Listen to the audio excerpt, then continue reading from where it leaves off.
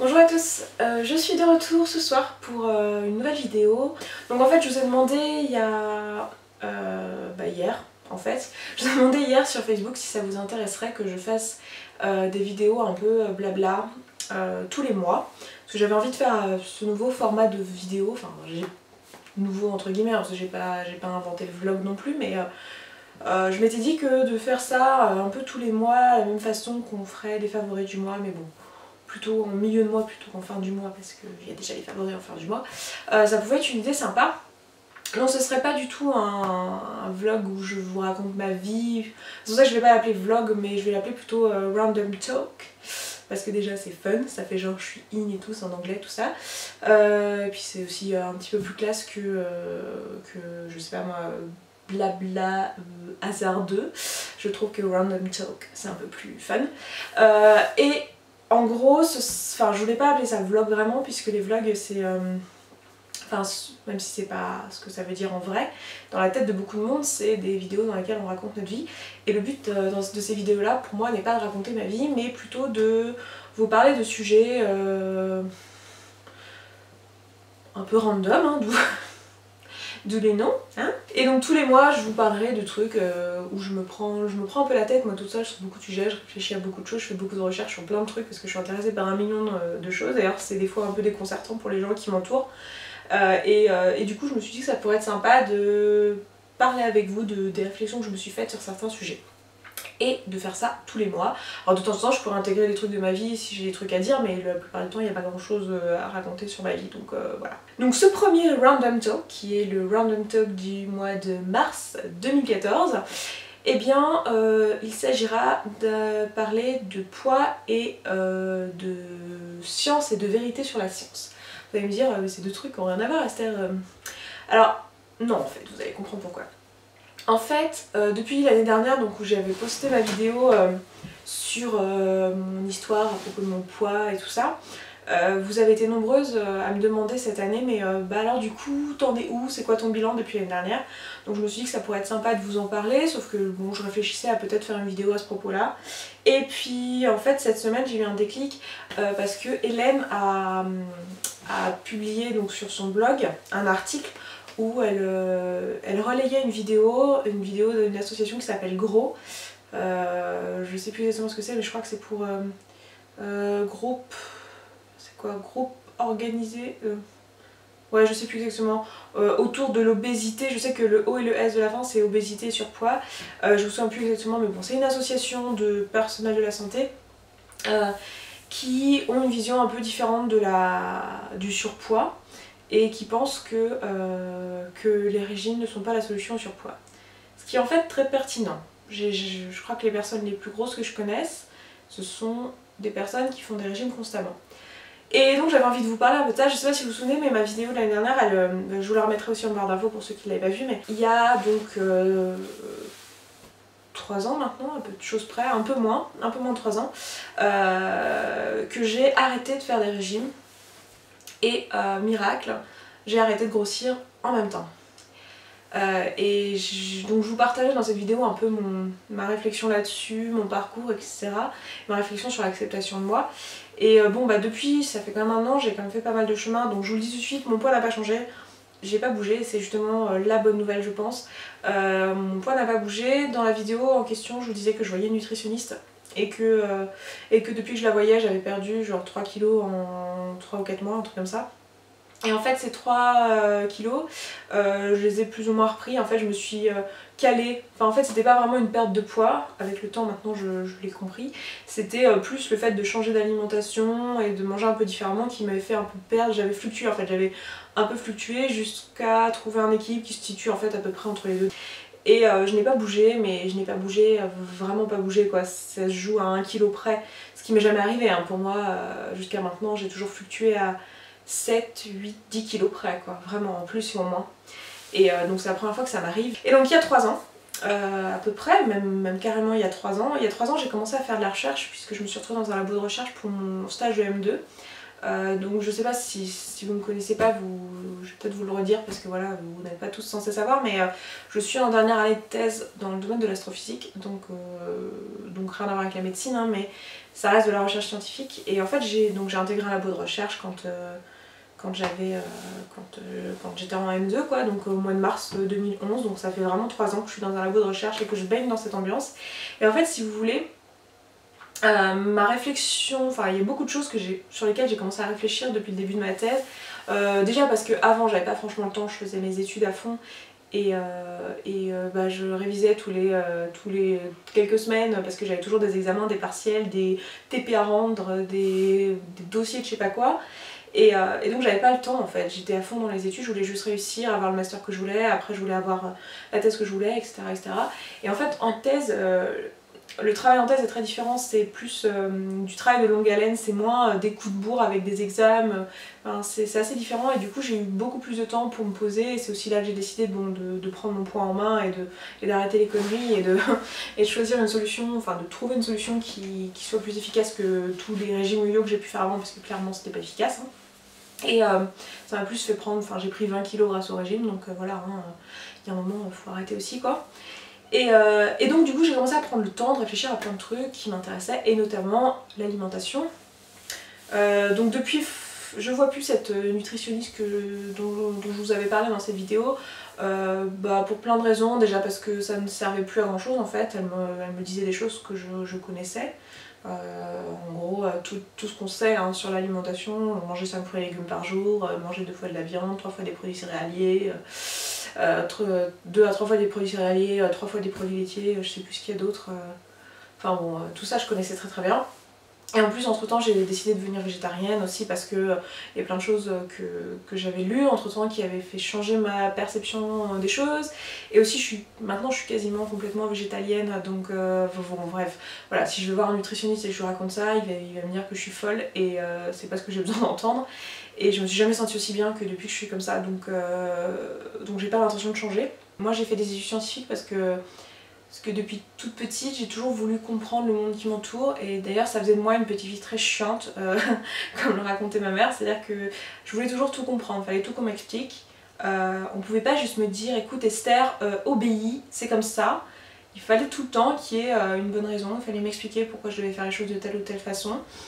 Et ça faisait de moi quelqu'un hyper chiant quoi. Je pense que je suis toujours quelqu'un d'hyper chiant, c'est-à-dire que je suis quelqu'un qui n'accepte pas. Enfin, je n'admets rien en fait.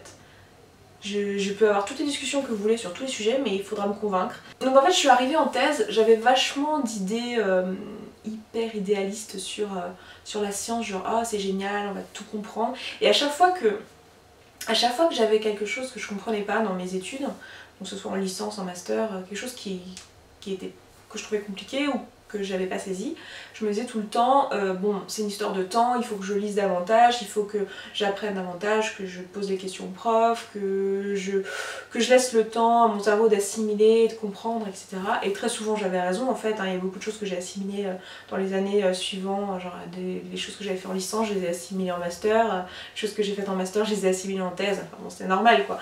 Ça, tous ceux qui font des études, quel que soit le domaine, vous connaissez ça, c'est juste que le cerveau il suit pas forcément le flot d'informations qui lui arrive.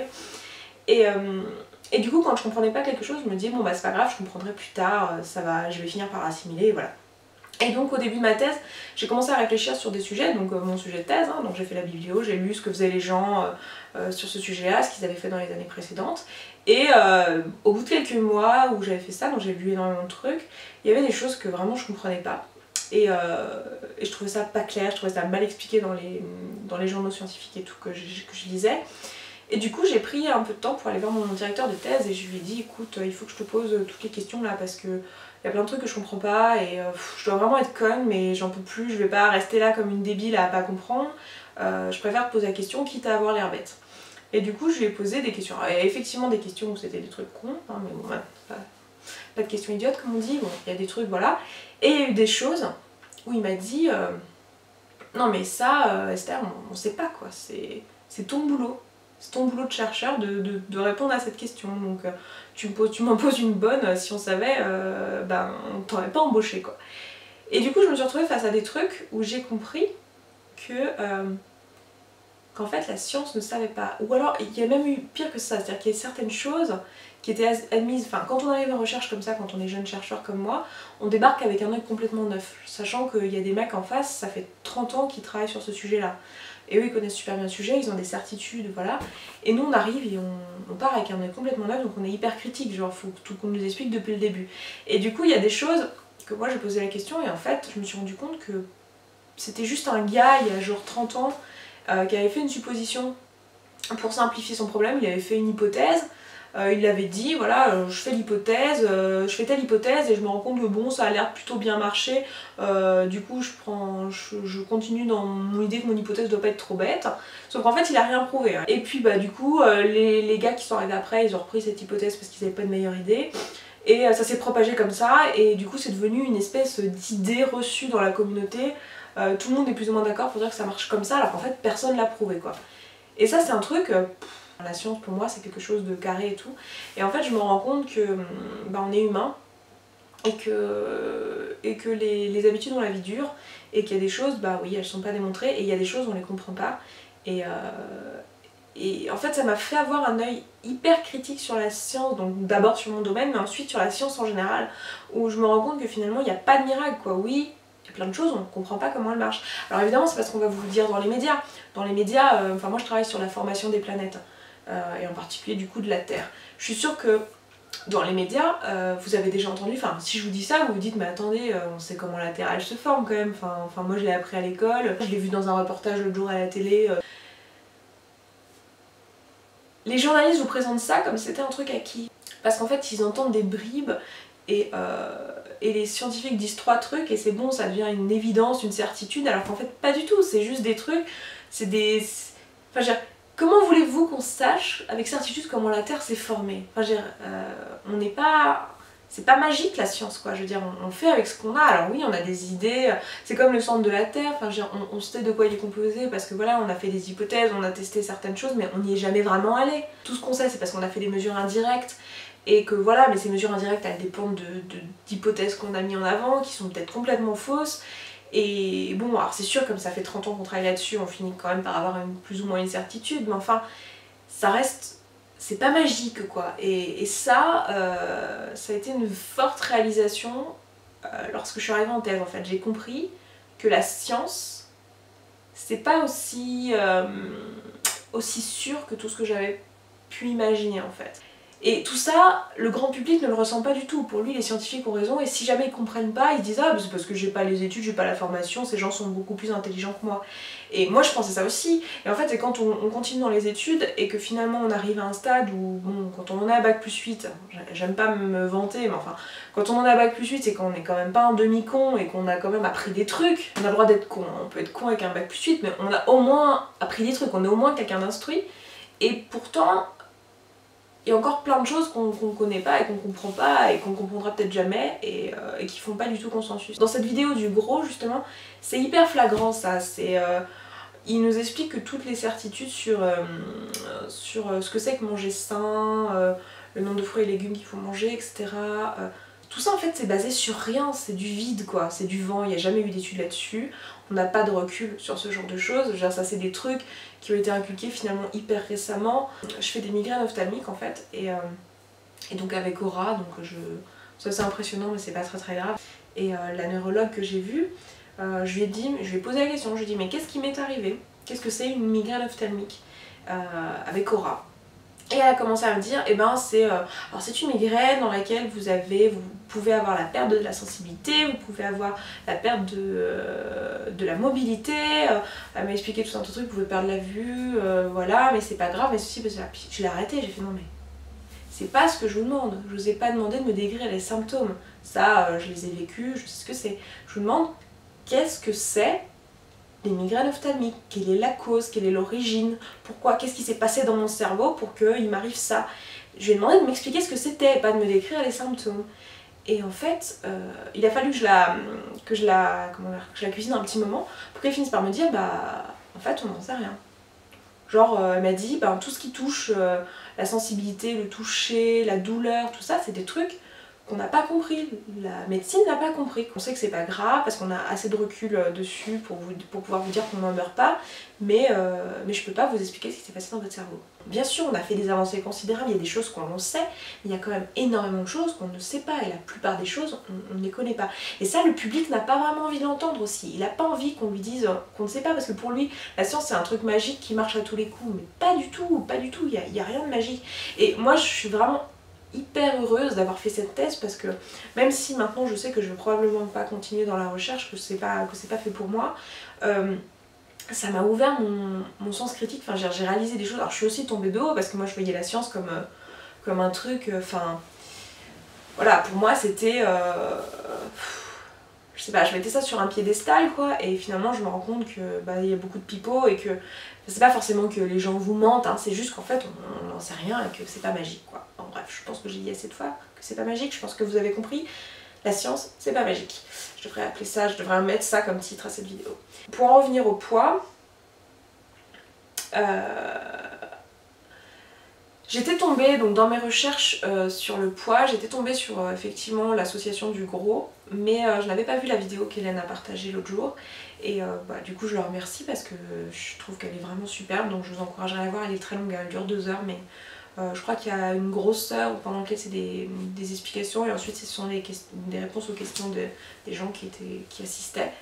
Et en fait c'est super intéressant parce que ce que vous racontent ces gens, c'est que finalement si on réfléchit juste avec du bon sens,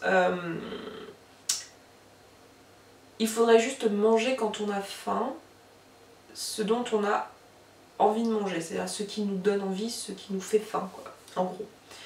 Et voilà, et toutes les personnes qui ont fait des régimes grossissent, et en fait c'est tellement vrai. Enfin moi j'ai fait plein de régimes, et je peux vous dire que à la base j'ai commencé mon premier régime, je l'ai commencé, enfin mon premier, alors moi c'est un peu particulier, j'étais obèse en étant enfant, donc mon premier régime, je m'en souviens même pas si vous voulez, mais le premier régime que j'ai entrepris moi-même, on va dire, c'est pas ma mère qui m'a mise au régime, je devais avoir 15-16 ans, un truc comme ça, et je faisais, je crois que mon premier régime, je faisais 55 kg pour 1m59 ou un truc comme ça, ou 1m58, parce que maintenant je fais 1m59, donc je vais faire ça quoi, 55 kg. Et je me trouvais grosse. Alors qu'en fait, médicalement, j'étais tout à fait dans la normale. Simplement, j'étais dans la normale avec un IMC plutôt élevé, mais dans la normale. Mais plutôt dans la normale haute que dans la normale basse. Et ça me convenait pas. Et du coup, j'ai commencé à faire un régime. Total, 7 ans, 8 ans après, j'avais pris 20 kilos, quoi. Et 20 kilos en me disant, oh là là, mais je suis pas assez déterminée, je suis nulle, j'arrive pas à tenir mes résolutions. Et en fait c'est normal, c'est tellement antiphysiologique de faire un régime, et en fait c'est complètement à l'opposé de toute la logique du corps, c'est-à-dire que le corps lui il essaie de se maintenir à un poids, et vous lui faites des agressions brutales en essayant de le faire maigrir, et au final ça fait tout l'effet inverse puisque vous développez vos cellules graisseuses. Enfin bon bref, je vous laisserai aller voir la vidéo, je vais pas vous raconter ce qui est dit dedans, c'est pas forcément très intéressant que je vous répète les mêmes choses, mais ce que je voulais vous dire c'est que c'est encore une chose qui me conforte dans ma démarche d'arrêter les régimes. Et en fait moi ce que je pense c'est que le corps, enfin ils expliquent ça très bien dans la vidéo, c'est qu'en fait le corps a naturellement un point d'équilibre, c'est-à-dire comme vous avez une taille d'équilibre, comme vous êtes programmé génétiquement pour faire, dans mon cas 1m59, hein. J'aurais bien aimé faire 1m65, mais non, je fais 1m59 et ça je peux pas faire grand chose. Moi j'étais probablement programmée génétiquement pour faire quelque chose comme 60 kg pour 1m59 quoi, sauf que ce n'était pas quelque chose qui me convenait, et du coup j'ai décidé de faire un régime parce que j'étais persuadée, vu qu'on m'a inculqué ça comme ça autour de moi, j'étais persuadée que je pouvais contrôler mon poids, que j'avais le choix, que je pouvais décider d'être plus mince que ce que j'étais. Parce qu'en réalité c'est pas comme ça que ça se passe, c'est pas, on ne contrôle pas son poids, et à vouloir essayer de faire ça, je l'ai complètement déréglé. Et en fait ça me renvoie à beaucoup de choses que je vois dans mon entourage, c'est-à-dire que avant je pensais souvent, quand j'avais des copines, donc j'ai toujours des copines qui sont très minces, enfin je veux dire, qui sont minces quoi, et qui n'ont jamais fait de régime de leur vie, et qui n'ont jamais été en surpoids, et qui mangent tout ce qu'elles veulent. Donc qui mangent tout ce qu'elles veulent. dans le sens où moi je me disais à un moment donné même c'était injuste parce qu'elles peuvent manger genre un truc sur le goûter si elles ont envie ou manger au McDo le midi et moi si je fais ça c'est sûr je grossis quoi et elles non donc c'est injuste.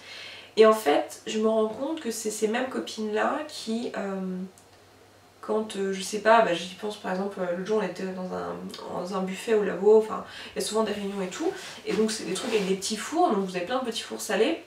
Et après vous avez les petits fours sucrés qui arrivent. Et quand les petits fours sucrés sont arrivés, il y a une de mes collègues qui m'a dit oh mince, j'ai trop mangé de trucs salés, j'ai plus faim, c'est con, il y a des macarons, je pourrais pas en manger, j'ai vraiment plus faim. Et moi je l'ai regardé mais jamais de ma vie j'ai pensé ça. Jamais je me suis dit il y a un macaron, oh mince c'est trop dommage, j'ai plus faim, je vais pas pouvoir le manger. Enfin, j'ai pas besoin d'avoir faim pour manger un macaron quoi. Je veux dire. Je me dis pas ah c'est trop dommage, j'ai plus faim, je le mange. Après je me dis bon, je vais me dire ah c'est con, j'ai trop mangé encore une fois, je suis encore pas capable de me retenir, etc. Alors qu'elle me disait mais non mais si je le mange le macaron je vais juste me sentir mal après et j'ai pas envie quoi, tant pis, ce sera pour la prochaine fois. Enfin je veux dire, je peux très bien manger un macaron demain si j'ai envie, enfin j'ai pas besoin de manger le macaron qui a là maintenant quoi. Et en fait c'est un très bon raisonnement et finalement je me rends compte que cette personne là c'est pas qu'elle mange tout ce qu'elle veut, en fait c'est qu'elle mange quand elle a faim et elle se bourre pas de trucs parce que c'est bon quoi. En fait moi j'ai complètement, enfin maintenant c'est plus vrai parce que je suis en train de, enfin j'ai fait ce travail sur moi depuis quelques temps et tout, mais je me rends compte que en tout cas dans les périodes où j'étais le plus mal, en fait je n'avais aucune notion de ce qui était que la faim. Enfin je savais ce que c'était que la faim mais je veux dire j'étais capable de manger alors que je n'avais plus faim. Juste parce que les aliments me faisaient envie ou parce que je les trouvais bons. Et je me rends compte que les personnes que je connais en tout cas, alors je sais pas si c'est pareil pour vous, mais si j'observe juste les personnes que je connais de mon entourage qui sont minces, c'est des personnes, c'est pas forcément, enfin c'est même pas des personnes qui comptent leurs calories et qui ont un programme de sport vachement carré et tout, c'est des personnes qui se posent pas de questions en fait, qui mangent ce qu'elles ont envie quand elles ont envie et quand elles n'ont plus faim, elles mangent plus et quand elles ont faim, elles mangent et c'est tellement sensé comme raisonnement quand on y pense quoi. Je veux dire, les animaux c'est ce qu'ils font. J'y ai pensé parce que l'autre jour quand j'étais avec ma veto, Rondelle elle est en surpoids et mon ancien chat l'était pas. Et pourtant Rondelle elle a des croquettes, elle est bien rationnée et tout. Alors que mon ancien chat il avait une fontaine à croquettes et il se régulait tout seul quoi, enfin genre il descendait pas la fontaine. Si je mets une fontaine de croquettes à Rondelle, mais c'est fini quoi, elle va tout bouffer, elle va se rendre malade. Et donc j'en ai parlé à ma veto et ma veto m'a dit mais oui mais c'est normal, un chat une fois qu'il a commencé à être rationné, il peut plus se réguler tout seul, il est plus capable de le faire. Alors que les chats dans la nature bah, ils se régulent tout seuls et ils sont pas obèses. Et enfin je veux dire, on est pareil nous, enfin je veux dire, je suis certaine qu'on n'est pas censé compter ce qu'on mange et qu'on est censé se réguler tout seul et manger quand on a faim et quand on n'a pas faim s'arrête, quand on n'a plus faim s'arrêter quoi. C'est tellement, je sais pas moi ça me paraît tellement évident mais finalement c'est tellement à l'opposé de tout ce qu'on nous inculque. On nous inculque de compter ce qu'on mange, de compter 5 fruits, de compter 3 produits laitiers, de compter de viande, enfin on nous demande de compter les calories. Et dans la vidéo du gros il racontait à quel point en fait ça avait fait du mal parce qu'il y a certaines personnes qui n'étaient pas grosses, qui n'avaient pas de problème de poids, mais qui n'avaient pas une alimentation équilibrée au sens du plan national santé et qui du coup se sont mises à compter leurs calories, à contrôler ce qu'elles mangeaient et du coup elles ont fait l'effet inverse parce qu'elles ont arrêté d'écouter leurs sensations alimentaires et finalement elles ont pris du poids. J'ai pas d'objectif de perte de poids, je ne veux pas, ça fait plus partie de ma vie. Bien sûr dans l'absolu je ne me plais pas comme ça. Je vais pas vous dire que je suis quelqu'un d'épanoui, qui me trouve belle, qui me trouve bien dans mon corps, etc. C'est pas vrai. Par contre, j'ai appris à aimer mon corps tel qu'il était et à me dire que... Enfin, en fait, je me réjouis de ne pas avoir continué à faire des régimes. Je me dis que si j'avais continué, je ferais 10 kilos de plus. Alors, je m'en veux d'avoir commencé parce que je me dis que si j'avais pas commencé, bah, je serais encore à 55 ou 57 kilos. Alors que maintenant, j'en fais 77 quoi. Et pour 1m59. Donc je suis obèse. Médicalement, je suis obèse. J'ai un IMC de 30 et des bananes. Bien sûr, au fond de moi, ça me convient pas ce poids, mais si vous voulez, j'ai compris que je préférais encore garder ce poids toute ma vie que continuer à m'obstiner à faire des régimes et finalement me réveiller un jour et faire 120 kilos parce que c'est exactement ce qui arrive à ma mère. Et c'est pas une histoire de volonté. Justement, c'est ça qu'il faut comprendre. C'est que pour moi, c'est pas une histoire de volonté. Par exemple, dans le cas de ma mère, je connais personne qui soit aussi volontaire dans mon entourage, quoi. C'est quelqu'un qui a fait des régimes toute sa vie, qui a perdu à plusieurs reprises des quantités énormes de poids, comme des 30 kg, 20 kg. On parle pas de 3 ou 4 kg là, on parle de régimes super longs dans lesquels elle a perdu des quantités énormes de poids. Et pourtant elle s'est retrouvée à la fin de sa vie, enfin à la fin de sa vie, non pas qu'elle soit presque morte, mais à la fin de sa carrière de régimeuse, avec 120 kg sur elle, enfin il y a quand même un souci quoi. Alors qu'à la base elle était comme moi, elle a commencé jeune alors qu'elle faisait 55 kg quoi.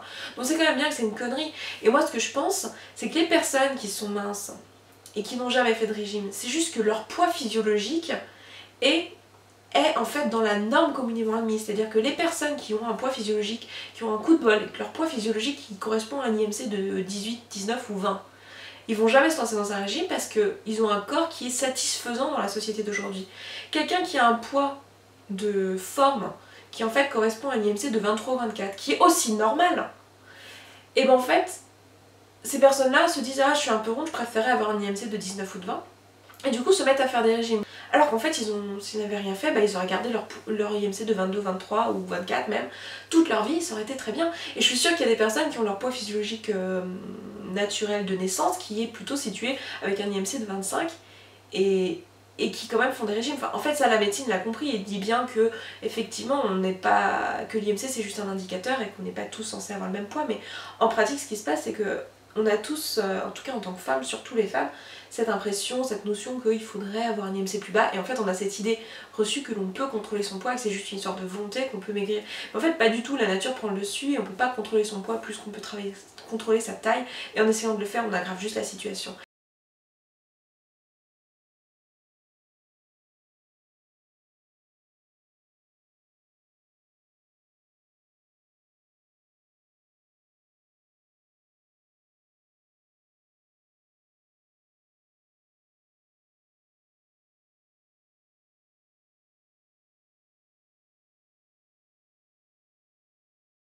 En fait, en France, la recherche, mais c'est pareil aux États-Unis, c'est même pire aux États-Unis, c'est que la recherche scientifique, il y a des fonds pour la recherche qui sont nationaux, et il y a des fonds qui viennent, enfin les fonds nationaux, faut voir qu'ils sont vachement restreints. Et du coup, si on veut mener une recherche efficace, généralement il faut chercher des fonds aussi ailleurs. Donc il y a des fonds européens, il y a des fonds mondiaux aussi, et une autre façon qui est vachement plus efficace, qui est de trouver des industriels qui veulent bien financer votre recherche. Et pour ça, en échange, il faut qu'ils aient un avantage à financer votre recherche. Donc par exemple, nous en astro, quand on développe des instruments qui utilisent des technologies radar, des technologies de laser ou ce genre de trucs, ça va intéresser, je sais pas, des industries comme les industries dans l'optique ou dans l'armement par exemple, qui disent bon bah voilà, très bien, si vous développez ça, nous on pourra réutiliser cette technologie pour l'utiliser pour tout à fait autre chose, et donc c'est très bien, on veut bien vous donner une part de financement. Donc du coup vous adaptez votre recherche aussi aux sources de financement que vous avez. Et c'est aussi l'une des raisons pour lesquelles il y a autant d'associations et tout qui essayent de trouver de l'argent pour la recherche sur des maladies orphelines. C'est tout simplement parce que, enfin je dis pas que c'est pas bien de faire de la recherche contre le cancer, mais c'est plus facile. Par exemple, si vous faites de la recherche contre le cancer, étant donné qu'il y a énormément de personnes qui sont concernées par le cancer, vous allez avoir moins de difficultés à trouver des laboratoires pharmaceutiques qui veulent bien vous financer. Parce que pour eux, ça sera vachement avantageux. Si vous trouvez un remède contre le cancer, ou si vous trouvez un remède contre je ne sais quelle maladie qui est hyper répandue, pour eux ça voudra dire beaucoup d'argent généré par la vente de ce remède. Alors que si vous faites de la recherche sur une maladie orpheline, si vous voulez, eux ça les intéresse pas, à financement égal, parce que vous ça vous coûte aussi cher de faire de la recherche sur une maladie orpheline que sur un cancer, pour eux ils préfèrent financer le cancer, et parce que ça leur apporterait potentiellement plus. Donc vous comprenez bien que l'alimentation c'est pareil, genre il y a plein de recherches qui n'ont pas été faites, pas parce que c'est pas intéressant, mais tout simplement parce qu'il n'y a pas de fonds, et qu'il y a personne qui veut financer ça. Et en plus de ça, il y a certains trucs qu'on a juste même pas le recul, c'est même pas une histoire d'avoir les financements, etc. C'est juste qu'il y a des trucs, c'est des choses qu'il faudrait faire à l'échelle de plusieurs dizaines d'années, et on n'a pas plusieurs dizaines d'années. Il faut voir qu'il y a un siècle en arrière, on n'avait pas la technologie qu'on a actuellement, je veux dire... dans les années 1900, c'était la révolution industrielle, c'était pas il y a si longtemps que ça. Enfin, je veux dire, à l'échelle de la recherche, Einstein, c'est 1910 quoi, je veux dire, c'est pas il y a si longtemps que ça, c'est il y a 100 ans quoi. Je crois que l'immuno, alors je sais plus exactement, mais il y a plein de trucs qu'on a découvert dans les années 70-80, donc c'est hyper récent quoi. Donc faut bien voir qu'il y a plein de choses, non seulement on n'a pas le recul, mais en plus on n'a pas les financements pour faire la recherche, et clairement dans l'alimentation il y a plein de choses, on n'en sait rien, on ne sait pas comment ça marche. Et nous, dans les médias, on vous matraque des trucs comme si c'était des évidences, qu'en fait pas du tout. Et ce qui est derrière, c'est toute l'industrie agroalimentaire qui soutient à fond ces trucs-là, qui finance ces choses-là. Bref, du coup, cette vidéo, si vous voulez, c'était un peu un random talk, il n'y a pas vraiment de trame, je veux plus éveiller votre curiosité et éveiller votre réflexion. Ce que je veux vous dire en tout cas, c'est que quand on fait la recherche, on se rend compte à quel point les scientifiques ne savent pas. Et que moi je pense qu'il faut se faire confiance à soi et à ce qu'on ressent et à ses tripes. Enfin, je pars du principe, moi, après c'est ma vision, peut-être que j'ai ma vision végétarienne aussi qui prime là-dessus, mais pour moi on est un animal comme les autres. Et on a des instincts comme les autres.